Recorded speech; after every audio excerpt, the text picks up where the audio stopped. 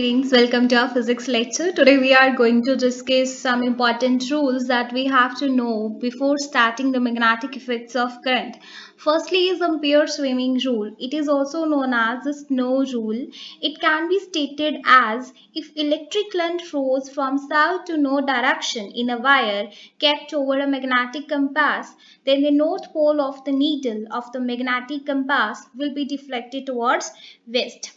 क्या कह रहा है ये कि एक वायर है उसमें करंट जा रहा है that is from south to north direction and we are taking a man swimming in the same direction so if we are taking that here is a magnetic compass or magnetic needle, then the magnetic needle would be deflected towards his left hand, or you can say the magnetic needle would be deflected towards the west. So deflection in the magnetic needle towards west when it is placed near the wire which is carrying current from south to north direction. As you know that if we sprinkle iron fillings around the wire carrying current, they arrange themselves in concentric circles with the wire as a center. Arrested thus include that moving charges or current produce a magnetic field in the surrounding space. क्या कह रहा है ये? इसका मतलब अब ये ampere swimming rule कहना क्या चाहता है, ये तो बाद में आया, पहले अरेस्टर ने इसके बारे में एक्सपेरिमेंट किया तो इसकी डायरेक्शन को हमें डिटरमाइन करने के लिए किसकी जरूरत पड़ी, एम्पियर स्विमिंग रूल की जरूरत पड़ी. कहाँ से आया ये, अरेस्टेड एक्सपेरिमेंट से आया. ये इसकी हिस्ट्री है कि एक बार क्या था कि वायर हमने कोई भी, अगर आप कोई भी वायर लेते हैं उस पर करंट कैरी किया हुआ है और उसके अराउंड आप आयरन फिलिंग्स लगा देते हैं. आयरन फिलिंग्स मतलब लोहे की जो मेक है वो रख देते हैं, तो वो आपस में ही अपने आप से ही कंसेंट्रिक सर्कल्स में अरेंज हो जाएंगी. इसका मतलब क्या है, अब लोहे की चीज को कौन अट्रैक्ट करता है, मैग्नेट अट्रैक्ट करता है. इसका मतलब जो वायर करंट कैरी की हुई है यहाँ पे वो मैग्नेटिज्म अपने आसपास के फील्ड में प्रोड्यूस कर रही है, और वो मैग्नेटिज्म कैसे फील्ड प्रोड्यूस कर रही है वही सब कुछ देखने के लिए डिफ्लेक्शन किस तरफ होगा उसी के लिए हम यूज करते हैं एम्पियर स्विमिंग रूल. एक बार हम अरेस्टेड एक्सपेरिमेंट भी देख लेते हैं कि उसने क्या किया था.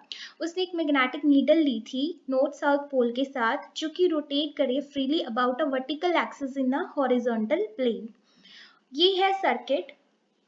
अब ये रियोस्टेट कंप्लीट सर्किट है, ये लगी हुई है बैटरी, की लगी हुई है, current is flowing from positive to negative direction, और यहाँ पे क्या है, एक मैग्नेटिक नीडल रखी हुई है. Now current is flowing from A to B. Similar is the condition here. Current is flowing in this direction to the right hand side, जो हमने south to north लिया था. Similarly यहाँ पे भी हम south to north ले रहे हैं, so their deflection will be towards west. इस डायरेक्शन में अगर करंट है इस डायरेक्शन में तो डिफ्लेक्शन ऊपर की तरफ होगी नॉर्थ की, और अगर इस डायरेक्शन में करंट है यानी कि अब करंट फ्लो कर रहा है B टू A तो डिफ्लेक्शन किस तरफ होगी, नॉर्थ की डाउनवर्ड्स यानी कि टुवर्ड्स ईस्ट. ये रहा आपका ईस्ट, ये है वेस्ट. अगर तो डायरेक्शन है साउथ टू नॉर्थ करंट की तो डिफ्लेक्शन होगी वेस्ट की तरफ, ऊपर की तरफ. अगर करंट फ्लो कर रहा है B टू A यानी कि नॉर्थ टू साउथ तो डिफ्लेक्शन किस तरफ होगी, नीचे की तरफ यानी कि ईस्ट की तरफ. Okay, so that is the methodology and experiment done by the arrested. अब मैग्नेटिक फील्ड क्या है, स्टैटिक चार्जेस हैं. स्टैटिक मतलब ऐसे ही पड़े हुए हैं, मूव नहीं कर रहे हैं, वो क्या प्रोड्यूस करेंगे, इलेक्ट्रिक फील्ड प्रोड्यूस करेंगे. और जो मूविंग चार्जेस हैं या किसी भी कंडक्टर में करंट फ्लो हो रहा है वो क्या प्रोड्यूस करेगा, मैग्नेटिक फील्ड प्रोड्यूस करेगा. यही चीज ऑरेस्टेड ने डिटरमिन की थी अपने एक्सपेरिमेंट में, और उसने उसी को ही एक्सपेरिमेंटली डिटरमिन करने के बाद उसकी जो डायरेक्शन है that would be given by the ampere swimming rule. I hope अब आपको समझ में आ गया होगा कि एम्पियर स्विमिंग रूल आखिर हमने किया क्यों, स्टेट क्यों की, हमें इसकी जरूरत क्यों पड़ी. ओके, टू नो कि जो डिफ्लेक्शन है मैग्नेटिक नीडल में वो वेस्ट की तरफ क्यों हो रही है, या फिर उसकी डिफ्लेक्शन ईस्ट की तरफ कब हो रही है, due to the direction of the current carrying by the wire. Oersted ने ये डिफाइन किया था कि अगर कोई करंट कैरिंग कंडक्टर है वो अपने आसपास इन्फ्लुएंस फेल्ट कर रहा है that is producing a magnetic field और वो मैग्नेटिक फील्ड नीडल को कैसे इफेक्ट करेगा उसकी करंट की डायरेक्शन के साथ, that is given bye ampere swimming rule. So the magnetic field in the space around a conductor carrying current or the space around a magnet in which its magnetic field or effect can be felt, and the strength is known as magnetic flux density and the magnetic induction. Next is right hand thumb rule. Now right hand thumb rule हम किस लिए use करते हैं? If a current carrying conductor is imagined to be held in a right hand, अब आप अपना right hand उठाइए, देखिए, such that thumbs point in the direction of the current. Right hand है, सपोज ये वायर है, इसमें करंट कैरी किया हुआ है. अगर मैं इमेजिन करूं कि मैंने इसको पकड़ा हुआ है, जो थंब है, थंब ऊपर की तरफ है, करंट भी ऊपर की तरफ जा रहा है, तो ये जो कर्ल की हुई फिंगर्स हैं ये किसको रिप्रेजेंट करेंगी? देखो ये इस तरह से जा रही है डायरेक्शन, और ये कर्ल की हुई फिंगर्स हैं ये भी इस तरह से जा रही हैं. So that thumb points in the direction of current, then the curled fingers of the hand indicate the direction of the magnetic field. अब यहाँ पे मैग्नेटिक फील्ड की डायरेक्शन क्या हो गई? Anti clockwise. एंटी क्लॉकवाइज दिख रहे हैं ना आप? फिंगर्स इस तरफ है कर्ल की हुई, मैग्नेटिक फील्ड इंडक्शन भी इस तरफ है. अगर ये नीचे की तरफ होता तो then it would be clockwise. तो यही किसने दिया था? राइट हैंड थंब रूल ने, कि कोई भी वायर है उसने करंट कैरी किया हुआ है, तो जो थंब अगर करंट कैरी को रिप्रेजेंट कर रहा है, करंट की डायरेक्शन को रिप्रेजेंट कर रहा है, तो ये जो उसकी कर्ल की हुई फिंगर्स हैं वो मैग्नेटिक फील्ड की डायरेक्शन को रिप्रेजेंट करेंगी, कि whether it be clockwise or it be anti-clockwise.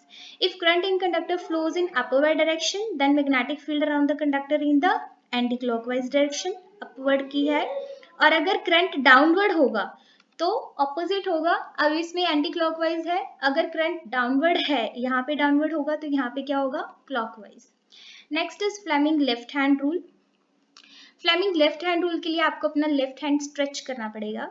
So stretch your left hand such that जो थंब है, फर्स्ट फिंगर है और सेंट्रल फिंगर है, एक दूसरे के म्यूचुअली परपेंडिकुलर हो जाए, बिल्कुल इस तरह से. सी, अब जो थंब है that is representing the force, first finger is representing the field and this one is representing the current. अब अगर first finger in the direction of magnetic field की तरफ जा रही है and central finger point in the direction of current, जो thumb है वो हमें बताएगा कि डायरेक्शन ऑफ फोर्स कैसे होगी.